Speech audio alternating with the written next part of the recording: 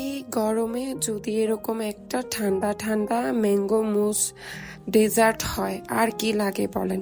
চলেন এই ম্যাঙ্গো মুসটা কিভাবে বানাবেন তাই আজকে আপনাদের সঙ্গে শেয়ার করছি। প্রথমে আমি আমগুলোকে খোসা ছাড়িয়ে ওগুলোকে ব্লেন্ডার করে একটা পিউরি তৈরি করে নিয়েছি।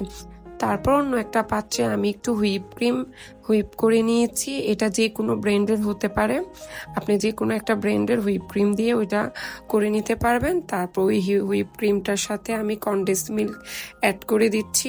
ওইটা আপনি আপনার টেস্ট অনুযায়ী কম বেশি করে নিতে পারবেন। তারপরে করে রাখা ম্যাঙ্গো পিউরিটা দিয়ে দিলাম। তারপর ভালো করে ওই সবগুলো উপকরণ একসাথে মিক্স করে নিলাম।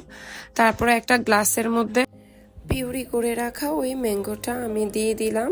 তারপরে উপরে দিয়ে দিয়েছি ম্যাঙ্গো আর হুইপ ক্রিমের ওই মিশ্রণটা।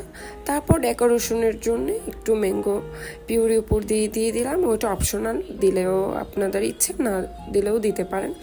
তা এই তো রেডি হয়ে গেল আমার এই ম্যাঙ্গো মুস।